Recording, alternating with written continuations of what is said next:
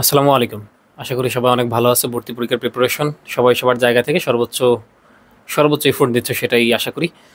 এবং এখন তোমাদের সামনে একটা আপডেট নিয়ে আসছি, যেটা আমি আসলে ফেসবুক গ্রুপে আরও আগে পোস্ট করছি। আজকে সন্ধ্যা 7টা 20 মিনিটের দিকে বাকৃবির রেজিস্ট্রার স্যারকে আমি ফোন দিয়েছিলাম। যেটা তোমরা যে কৃষিগুচ্ছের জিপিএ মার্কটা সংস্কার করার জন্য যেই স্মারকলিপি দিয়েছিলা, তারপরে কিন্তু একটা আশ্বস্ত করেছিল ভিসি স্যার। তো সেই আশ্বাসের প্রেক্ষিতে পরবর্তী মিটিংটা কবে নাগাদ হবে, কিভাবে হবে, কবে হবে এবং আদৌ হবে কিনা এই বিষয়ে আমি জানতে আজকে ফোন করছিলাম। তবে এখানে একটা প্রশ্নের উত্তর আমি সংক্ষেপে একটু দিয়ে নিই। যে অনেকে বলে যে ভাই আপনি আসলে ইউনিভার্সিটি টিচারদের সাথে কীভাবে কমিউনিকেশন করেন, যেটা করলে বড় বড় প্ল্যাটফর্মের অনেকে করে না বা করতে চায় না, বা আপনি আসলে কীভাবে করেন সেটা। তো দেখো, আসলে এখানে সব থেকে বড় হচ্ছে আগ্রহ। স্টুডেন্টদের স্টুডেন্টদের প্রবলেমগুলো যে ফিল করবে, সে কমিউনিকেট করতে বাধ্য হবে। এখন বড় বড় এডটেক বলো, বড় বড় প্ল্যাটফর্ম, আমি জানি না আসলে কেন তারা আসলে স্টুডেন্টদের সমস্যাগুলোকে ফিল করলেও কেন যেন ওটাকে ইগনোর করে যায়। এইটাই হচ্ছে মেন প্রবলেম। সব সমস্যা তো সমাধান হবে না, কিন্তু যে কৃষিগুচ্ছের জিপিএ মার্ক, এটা কিন্তু বড় একটা প্রবলেম। এবং তোমার এখানে আসলে অনেক হিউজ মার্ক ডিফারেন্স তৈরি হয়। যাই হোক, আমি আসলে কেন কমিউনিকেশন করি, সেটার প্রথম বিষয় হচ্ছে যে স্টুডেন্টদের প্রবলেমটা আসলে আমি ফিল করতে পারি। আমি ফার্স্ট টাইম, সেকেন্ড টাইম একবারও কৃষিগুচ্ছে পরীক্ষায় দিতে পারি নাই। আমার জিপিএর সিলেকশন ছিল তখন।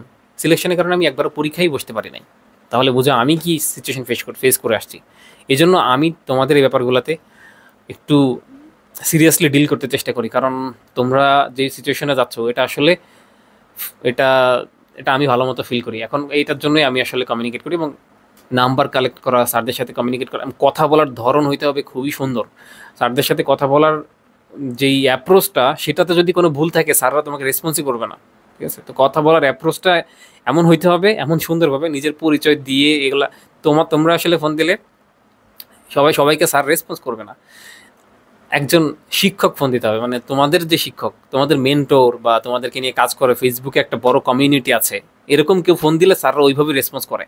বুঝছো? তো আমি আসলে নিজের পরিচয়টা ওইটা দিয়েই শুরু করি যে স্যার, আশা করি ভালো আছেন, এবং আমি জাহাঙ্গীরনগর বিশ্ববিদ্যালয়ের 3য় বর্ষের একজন শিক্ষার্থী, এবং আমি হচ্ছে ফেসবুকে আমাদের একটা কমিউনিটি আছে ভর্তি পরীক্ষার্থীদের নিয়ে, তাদের নিয়ে আমি কাজ করি। ওইখান থেকে আমার কথা শুরু হয়। তো সুন্দরভাবে কথা বললে স্যাররা অ্যাপ্রোচটা ওইভাবেই করে আর কি। যাই হোক, এখন আমি আসলে বলি যে আজকের আপডেটটা আসলে কি।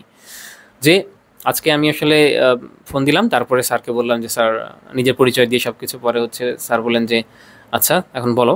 পরে বললাম যে স্যার, কৃষিগুচ্ছের জন্য জিপিএর সংস্কারের জন্য তো একটা স্মারকলিপি দেওয়া হয়েছিল, সেটার মিটিং কবে নাগাদ হতে পারে স্যার, মানে যেহেতু কালকে আবেদন শেষ হচ্ছে, মিটিং হবে কিনা। তখন স্যার বললো যে কালকে যেহেতু আবেদন শেষ হচ্ছে, এখানে তো জিপিএ কমানোর তো সুযোগ থাকতেছে না। তো আমি পরে বললাম যে স্যার, কালকে এইটা তো স্যার হচ্ছে রিকোয়ারমেন্ট, কিন্তু মূল ভর্তি পরীক্ষার সাথে যে জিপিএর যে মার্কটা যুক্ত হয়, এসএসসি এবং এইচএসসির যে নম্বরটা যুক্ত হয় 50 মার্ক, সেটা স্যার যারা 23 ব্যাচার আছে তাদের সাথে 24 ব্যাচার হিউজ ডিফারেন্স ক্রিয়েট করতেছে। কারণ স্যার হচ্ছে 24 ব্যাচার অনেকগুলো সাবজেক্টে অটো পাশে দিয়ে দেওয়া হয়েছে। তো যার কারণে মার্ক ডিফারেন্সটা অনেক বেড়ে যাচ্ছে স্যার। এজন্য যদি মার্ক থেকে নেওয়া হয় জিপিএটা, তাহলে স্যার অনেকেই মানে বৈষম্যের শিকার হবে। এভাবে বললাম, স্যারকে বোঝালাম। তখন স্যার বললো যে হ্যাঁ হ্যাঁ, এটা ঠিক আছে। যে ওই অটো পাসের বিষয়টা বলতেছো, যেহেতু অটো হয়েছে, ওদের হচ্ছে মার্ক বেড়ে যাচ্ছে, এই বিষয়টা নিয়ে আমরা হচ্ছে পরবর্তী মিটিংয়ে আলোচনা করব। স্যার হচ্ছে এইভাবেই আমাদের কমিউনিকেশন হয়েছে। স্যারের সাথে আমি আসলে কমিউনিকেট করছি এভাবেই। তো স্যার হচ্ছে পরে বললেন যে মিটিং হচ্ছে, যেহেতু একটা কেন্দ্রীয় কমিটি আছে, স্যার নিজেও বললেন যে আমি কেন্দ্রীয় কমিটির সচিব। তো আমি হচ্ছে মিটিংটা কবে নাগাদ হবে এই বিষয়ে এখনও ঠিক হয়নি, এবং মিটিং হবে ঈদের আগে, একটা হবে আশা করি মিটিং। স্যার এটা বললো, ঠিক আছে। এবং সেই মিটিংয়ে ইনশাল্লাহ আলোচনা করা যাবে। স্যার এইভাবেই বললেন আর কি। এবং স্যারের কথার আসলে একটু এদিক সেদিক হয়েছে কিনা আমি জানি না, বাট মোটামুটি এইভাবে। একেবারে স্যার যে হুবহু বলছে, হুবহু যেভাবে বাক্যগুলো বলছে ওইভাবে বাক্যগুলো হয় নাই হয়তো আমার, যেরকম যে কথাগুলো সারমর্ম, সেটা আশা করি তোমাদের বুঝাইতে পারছি, ঠিক আছে। সেটাও আসলে একটা ফ্যাক্টর যে মিটিংটা কবে হবে। মিটিংটা ঈদের আগে একটা হবে মিটিং, সেটা আমাকে স্যার জানাইছে।